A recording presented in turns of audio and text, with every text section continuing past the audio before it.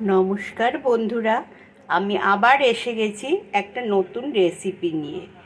আজকে তরমুজ কাটতে কাটতে ভাবলাম আপনাদের সাথে একটা রেসিপি তৈরি করি, মানে শেয়ার করি আপনাদের সাথে। তরমুজের খোসা দিয়ে শুক্তো। এটা অন্যভাবেও খাওয়া যায়, শুক্তো না করলেও অন্যভাবেও খাওয়া যায়, ঝাল তরকারিও খাওয়া যায়, কিন্তু আমি শুক্তোটাই করি। ছেলেও বললো, হ্যাঁ মা করো না, খুব ভালো হবে। কারণ ছেলে এসছে এই গরমের মধ্যে, ওর কিছু খেতে ভালো লাগছে না। তাই বললো, মা তরমুজের খোসা দিয়ে ওই শুক্তোটা তুমি করো না, আমরা খাই সবাই মিলে। আমি তাই চলে এলাম। তরমুজটা যখন কেটেইছি, খোসাটা আর বাদ দেবো কেন, খোসাটা দিয়ে করে নিই সবজি। তরমুজের এই যে সবুজ অংশটা, এইটা আমি কেটে মানে ছাড়িয়ে নেব পিলারের সাহায্যে। আর তারপরে ঘিয়া কষের সাহায্যে, মানে গ্রেটারের সাহায্যে আমি করে নেব গ্রেট। তারপরে আপনাদের কাছে আসছি। দেখুন বন্ধুরা, আমি তরমুজের খোসাটিকে গ্রেট করে নিয়ে চলে এসেছি। আপনাদের বললাম না, গ্রেট করে নেব, সবুজ অংশটা বাদ দিয়ে আর সবটা গ্রেট করে নিয়ে চলে এসেছি। এবার আমি রান্নায় যাব। তার আগে কি মশলা দিচ্ছি সেটা দেখে নিন। যেহেতু শুক্তো, এর মধ্যে আমি একটু সর্ষে আর রাঁধুনি আর তেজপাতা ফোড়নে দেবো, আর একটু নারকেল ভেজে দেবো বলে একটু নারকেল গ্রেট করে নিয়েছি। আর যেরকম নুন, হলুদ, মিষ্টি একটু দিয়ে এই শুক্তোটা তৈরি হবে, আর কোনো মশলা নেই। আর নামাবার আগে একটু আদা বাটা আর একটু রাঁধুনি আর সর্ষে বেটে দেবো। ঠিক আছে বন্ধুরা, তাহলে রান্নাটা শুরু করা যাক।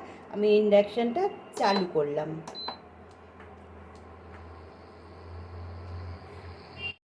এবার বন্ধুরা, কড়াইতে একটু তেল দিয়ে দিলাম। সামান্যই তেল দিতে হবে, কারণ শুক্তোতে আমরা তেল ঝাল মশলাটাতে একটু কম খাই, তাই জন্য একটু কমই তেল দিলাম। দিয়ে এবার ভালো করে কড়াইটা গরম করে নেব।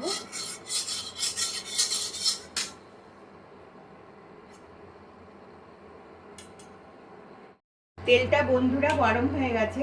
এবার তেলের মধ্যে ওই রাঁধুনি, সর্ষে আর তেজপাতাটা দিয়ে দিলাম।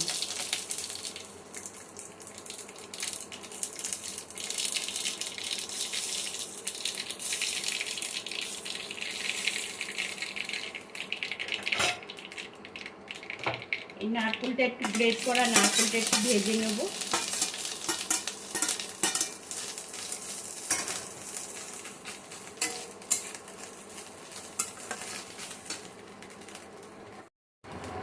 এবার বন্ধুরা দেখুন, আমি গ্রেট করা নারকেলটা সামান্য একটু ভেজে নিয়েছি। এবার এই তরমুজের খোসা, গ্রেট করা তরমুজের খোসাটা আমি দিয়ে দিলাম এর মধ্যে।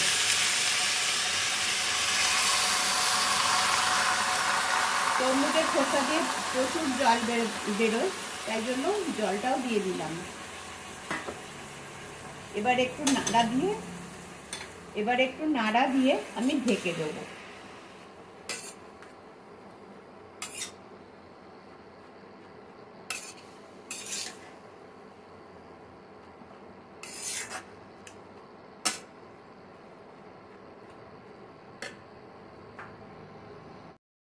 এবার কড়াটা ঢেকে দিয়েছি।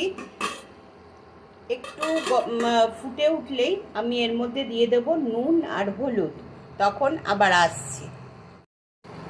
দেখুন বন্ধুরা, একটু ফুট ধরে গেছে। এই পর্যায়ে আমি দিয়ে দেব নুন। এই যে নুন দিচ্ছি।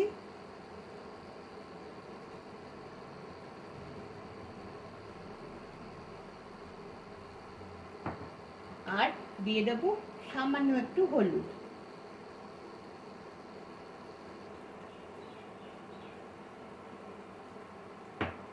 এবার নাড়া দিয়ে আবার একটু চাপা দিয়ে দেবো। এখন আমি মিষ্টিটা দেবো না, মিষ্টিটা একটু পরে দেবো, কারণ এটা দিয়ে নুন দিলে এটাতে আরো জল বেরোবে। তাহলে বন্ধুরা আসছি। এই পর্যায়ে বন্ধুরা, আমি একটুখানি সর্ষে আর একটু রাঁধুনি নিয়েছি, এটাকে একটু বেটে নেব। আর লাস্টে নামানোর সময় এই মিক্সটা দেব, একটু সর্ষে, রাঁধুনি বাটা আর একটু আদা। এই পর্যায়ে আমি একটু গুড় দিয়ে দিচ্ছি।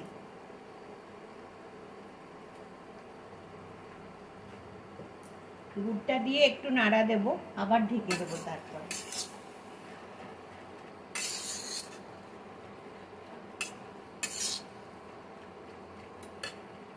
তাহলে আসছি বন্ধুরা আর একটু হওয়ার পর।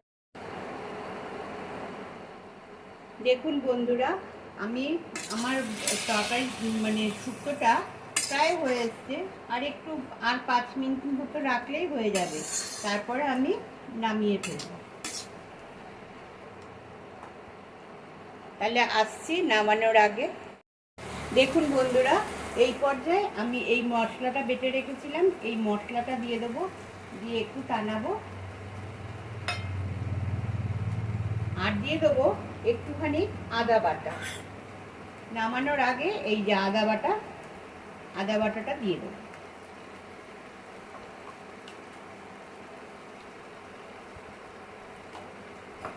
গরমকালে এই তরকারিটা ভীষণ শরীরকে ঠান্ডা করে। এটা অ্যাকচুয়ালি তরকারি না, এটা শুক্তো। হ্যাঁ, গরমকালে এই জিনিসটা খাওয়া খুব ভালো। এমনিতেই তো আমরা জানি তরমুজ গরমকালেই ওঠে, কারণ সিজনাল ফল। এই গরমে তাপদ্রাহে যখন জল পিপাসা পায়, দেখবেন তরমুজের রস খেলে কিংবা তরমুজ খেলে জল পিপাসাটা মিটে যায়। সেই জন্য তরমুজের খোসার তরকারি, এই যে শুক্তো, অনেক কিছুই বানানো যায় এটা দিয়ে। আমরা মুগের ডাল দিয়েও খাই অনেক সময়। মুগ ডাল ভেজে মুগ ডালের মধ্যে এইরকম ডুমো ডুমো করে কেটে লাউয়ের মতো করে খাই। তো অনেক কিছুই বানানো যায়, শরীর খুব ঠান্ডা রাখে। ঠিক আছে বন্ধুরা, আমি পরিবেশনের আগে আসছি। আমার তরমুজের খোসার শুক্তো অলমোস্ট ডান। আমি গার্নিশিং করেছি ওপরে একটু নারকেল কোড়া দিয়ে। তাহলে আপনারাও এইভাবে বাড়িতে তৈরি করুন তরমুজের খোসা দিয়ে শুক্তো, আর আমাকে কমেন্ট করে জানান যে কেমন হয়েছে খেতে, আপনাদের কেমন লেগেছে। আর যদি ভালো লেগে থাকে তাহলে আমার চ্যানেলটাকে সাবস্ক্রাইব করুন, লাইক করুন এবং কমেন্ট করুন। আর ফেসবুক থেকে দেখলে ফেসবুকটা ফলোইং করুন। ব্যাস, চললাম। ভালো থাকবেন, সুস্থ থাকবেন এবং সবসময় হাসি মুখে থাকবেন। দেখবেন এই শুক্তোটা রান্না করলে আপনার বাড়ির বাচ্চারাও ভাত চেটে পুটে খাচ্ছে এই গরমে। ঠিক আছে বন্ধুরা, টাটা, বাই।